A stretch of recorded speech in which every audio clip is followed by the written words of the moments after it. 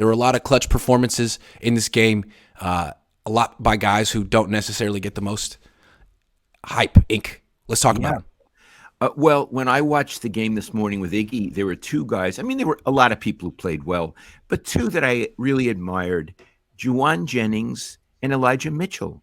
Yeah. They don't win the game without those two guys coming up as big as they did. Elijah Mitchell was undrafted. He was like a 6th or 7th round draft pick. He was picked 220 something. Okay, and what about Juwan Jennings? 7th round pick. So these are guys that they're a hope and a prayer. Yeah. You don't necessarily expect them to be big contributors or even stars. I'd say both of them are stars. We were watching Elijah Mitchell this morning, and sometimes we would go back over his runs. It's very hard to bring him down on the first tackle. Yeah. He's a collision runner. Yeah. But he's more than that. In all the chaos of the bodies, he's able to make moves. He is. He's very quick. He'll fake some linebacker left and go right, and all these bodies about him, and get around him and get 4 or 5 more yards. He's a hell of a player. He's a lot like Jeff Wilson Jr., but faster, quicker, better. Yeah, I really no offense to Jeff Wilson Jr. No, I really love good. Jeff Wilson Jr. Yeah, they're this similar. guy's better. This guy's a better player. This guy's, if he can stay healthy, he's an elite running back. And Juwan Jennings, the slot receiver, he's tough. He will fight for the ball. He doesn't mind getting hit. And Iggy, he has great hands. He's a clutch receiver. What's funny is he has dropped a lot of passes this year, and he dropped a lot of passes in training camp. But in the fourth quarter, when you got to have it, he's clutch. He is a gamer, if that's a real thing. He is one. Yeah. He's a gamer. And it's, the Niners have a lot of very high-paid players. Kittle, Debo, Christian McCaffrey. And I'm not taking anything away from those guys. But they also have soldiers. Yep. Privates and just pawns, soldiers. And who they need and really step up in this game. And that's a credit to putting together a roster. Yeah. To using your roster correctly, it's a credit to it. Now, we're going to be a little critical of Kyle later, but using, like, for example, later in the game, he ran Mitchell more than he ran McCaffrey. Mm-hmm. McCaffrey, what we were noticing this morning, I think he's a hell of a player and is a pleasure to watch. If he has any room, he's gone. I don't mean gone to the end zone, but he's hard to bring down. But if you get a hand on him, he's down. Yeah. You can bring him down. Very hard to bring down Elijah Mitchell, the first guy. In fact, I'd say generally they don't. They have to really get 2 or 3 guys on him to bring him down. CMC has other virtues. I'm not putting him down, but you can bring him down if you grab him. You cannot do that to Mitchell. I'm going to say something outrageous. Elijah Mitchell should be the starting running back on this team. Of course he should. He should be the starting running back on this team. Christian McCaffrey is a terrific change of pace scat back. Yes. You could throw him the ball. You could get him. He's a nice guy. There's a lot of ways you can use him. But starting running back, icing out the game with the lead, setting the tone early, it's Mitchell. I 100% agree with you. Also, I don't like running McCaffrey up the middle. Me neither. He's not particularly good at it, and it's risky. It's risky. And the other guy's better. Yeah. The other guy's better. So you said, look, the thing that's cool about these unsung heroes, particularly Mitchell, is he's just as talented as anyone on the offense. Even though he was a 6th or 7th round pick, he's extremely talented.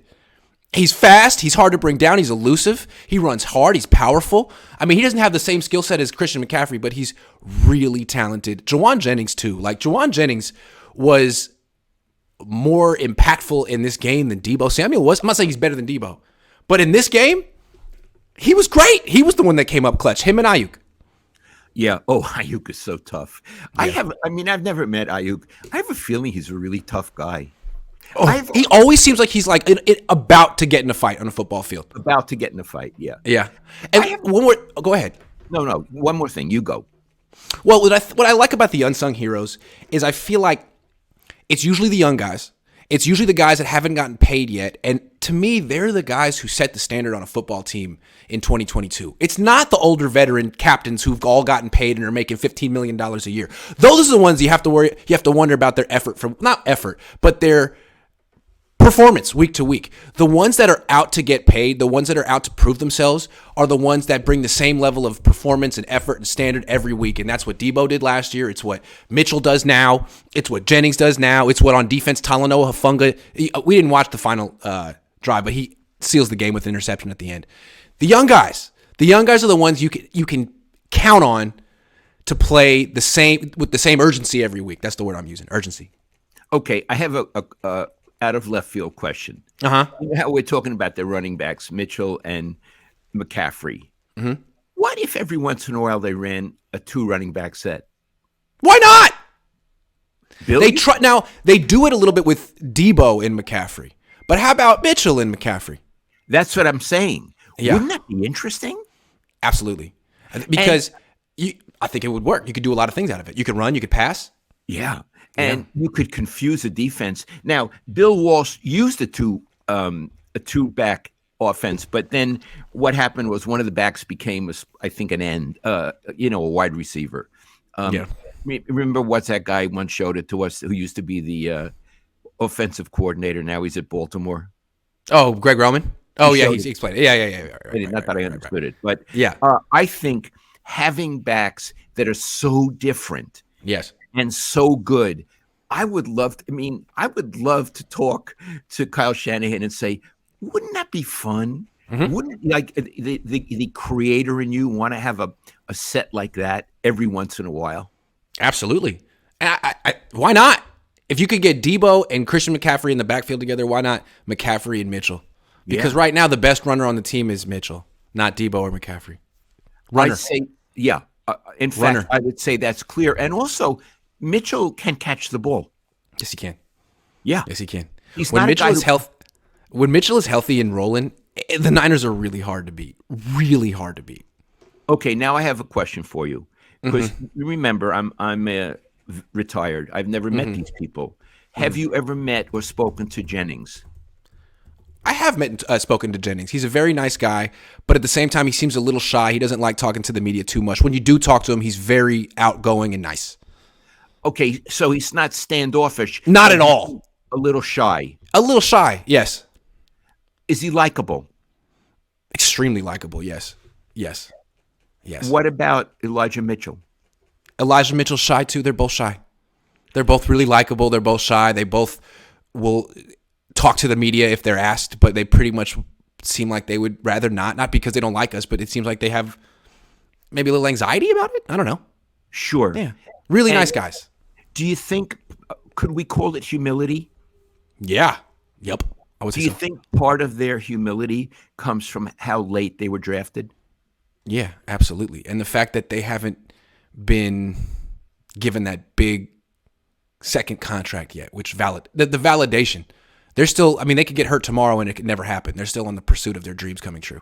Love it. I understand. So others have achieved their dreams, i.e. monetary dreams. None of them has won a Super Bowl, I don't think, on that team.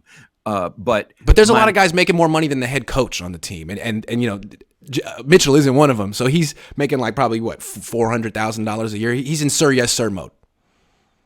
Well, you ask him a question in a press conference with a bunch of people there, he kind of gets this deer in the headlights look like, oh my God, what am I not supposed to say? Right? Because you just have less license to talk when you're in that position. You're vulnerable. You're vulnerable. As if you're making $15 million a year. That's more than Kyle makes. What's Kyle going to say? Really? So it's almost like they're glorified college players. I see. They have no standing, but they're as good as anyone else. And it's like Kyle needs to – don't forget about your unsung heroes. I know you have a lot of highly paid, flashy weapons on your team, but go with the guys who are playing the best that day. Don't just force the ball to the guys who make the most money. Like they kept trying to get the ball to Debo. It wasn't working in this game. Either hand it off to him or throw to someone else. And what we're both advocating is that Mitchell should be the starting running back. Yep, and I think they figured that he was the closing running back.